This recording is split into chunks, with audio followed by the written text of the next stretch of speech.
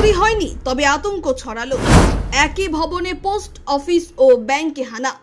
একই ভবনে অবস্থিত গোপালগঞ্জ পোস্ট অফিস ও একটি রাষ্ট্রায়ত্ত ব্যাংকে চুরির চেষ্টাকে ঘিরে ব্যাপক চাঞ্চল্য ছড়ালো দক্ষিণ দিনাজপুরের কুমারগঞ্জের গোপালগঞ্জ এলাকায়। জানা গিয়েছে, মঙ্গলবার সকালে অফিস খোলার সময় পোস্ট অফিস এবং ব্যাংকের কর্মীরা এসে দেখেন জানালা ও গ্রিল ভাঙা অবস্থায় রয়েছে। পোস্ট অফিসের ভেতরে কিছু নথিপত্র লণ্ঠভণ্ড করে রাখা হয়েছে, তবে পোস্ট অফিসের ভল্ট থেকে কোনো অর্থ চুরি করতে পারেনি দুষ্কৃতীরা। ব্যাংক কর্তৃপক্ষ জানিয়েছে, আপাতত আর্থিক ক্ষতির কোনো তথ্য না মিললেও তারা সম্পূর্ণ বিষয়টি খতিয়ে দেখছেন। গোপালগঞ্জ পোস্ট অফিসের কর্মী পরিমল চ্যাটার্জি বলেন, কিছু নথি ও সামগ্রী নষ্ট হয়েছে, তবে ভল্টের টাকা সুরক্ষিত রয়েছে। ব্যাংকের শাখা ব্যবস্থাপক অরিন্দম কুণ্ডু বলেন, প্রাথমিকভাবে বড় কোনো ক্ষতির চিহ্ন দেখা যায়নি, তবে সম্পূর্ণ তদন্তের পরই নিশ্চিতভাবে কিছু বলা সম্ভব হবে। ঘটনার খবর পেয়ে কুমারগঞ্জ থানার পুলিশ ঘটনাস্থলে পৌঁছে তদন্ত শুরু করেছে। কে বা কারা এই চুরির চেষ্টা চালিয়েছে তা জানতে ইতিমধ্যে স্থানীয় সিসিটিভি ফুটেজ খতিয়ে দেখা শুরু হয়েছে। ব্যুরো রিপোর্ট, ইউজে নিউজ। আপনাদের এই ব্যাংকে সকালে এসে আপনারা ঠিক কি দেখতে পেলেন? সকালে আমরা ওই 9:30 পৌনে 10টার দিকে এসেছিলাম, তখন তো দেখেছি যে প্রথমে নজরে পড়েছে এই তারটা কাটা ছিল, তো ওটা দেখে একটু পড়েছে, তো তারপর ব্রাঞ্চ খুলে দেখলাম যে ভিতরে ভাঙা টাঙা পড়েছে। কোন দিক দিয়ে ঢুকেছে কিন্তু বুঝতে পারছি না, ওটা তো এখন পুলিশই বলতে পারবেন। ইনি এসেছেন, দেখা যাক কী হয়। ক্ষয়ক্ষতি কিছু ঘটেছে? এখনও পুরোপুরি ক্লিয়ার নয় পিকচারটা, আমরা চেষ্টা করছি কী হচ্ছে। এইরকম পোর্স এলাকায় এই ধরনের একটা দুঃসাহসিক ঘটনা কিভাবে দেখছেন বিষয়টা? হ্যাঁ, এটা তো একটু বোঝা যাচ্ছে না এখন ব্যাপারটা কী হচ্ছে, দেখি কি হচ্ছে।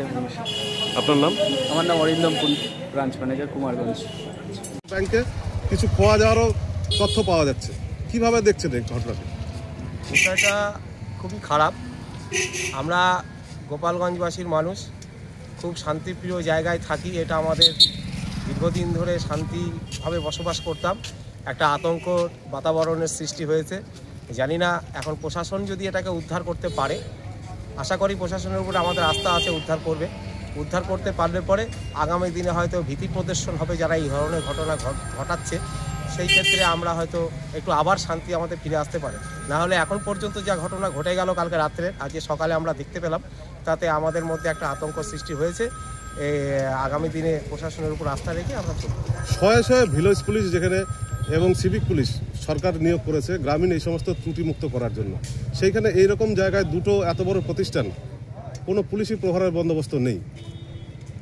আমরা তো বিগত দিনে দেখেছি এখানে সিভিক পুলিশ পাহারা দিতেন, থাকতেন। এখন ইদানিং ঠিক বলতে পারছি না কি করছে। এখন সিভিক দিয়েও তো এই ধরনের নিরাপত্তাটাকে আটকানো খুব মুশকিল হয়ে যায়। তো প্রশাসনের একটা পেট্রোল ডিউটি, যেটা পুলিশ প্রশাসন রাত্রিবেলা করে পেট্রোল ডিউটিতে বাড়ায়, আমরা অনুরোধ রাখবো প্রশাসনের কাছে ওনারা আরেকটু বেশি করে পেট্রোল ডিউটিটা করুন, তাহলে হয়তো আমরা নিরাপত্তা থাকতে পারি। আপনি একজন এখানকার গ্রাহক, এই ব্যাংকের গ্রাহক, কোনোভাবে কি আপনার আতঙ্কে আছেন? হ্যাঁ, আতঙ্ক তো অবশ্যই একটা সৃষ্টি হয়েছে। আগামী দিনে এখন গতকালকে রাত্রের ঘটনা ঘটেছে, আগামী দিনে দিনের বেলাও ঘটনা ঘটতে পারে।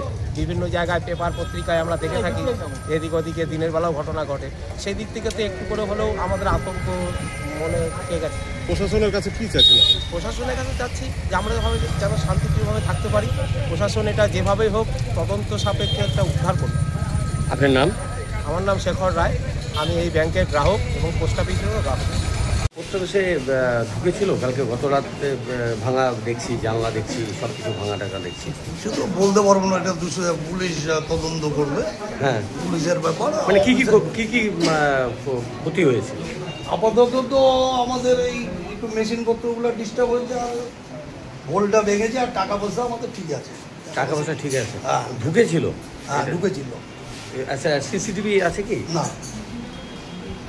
আপনার নাম? পরিমল চ্যাটার্জি।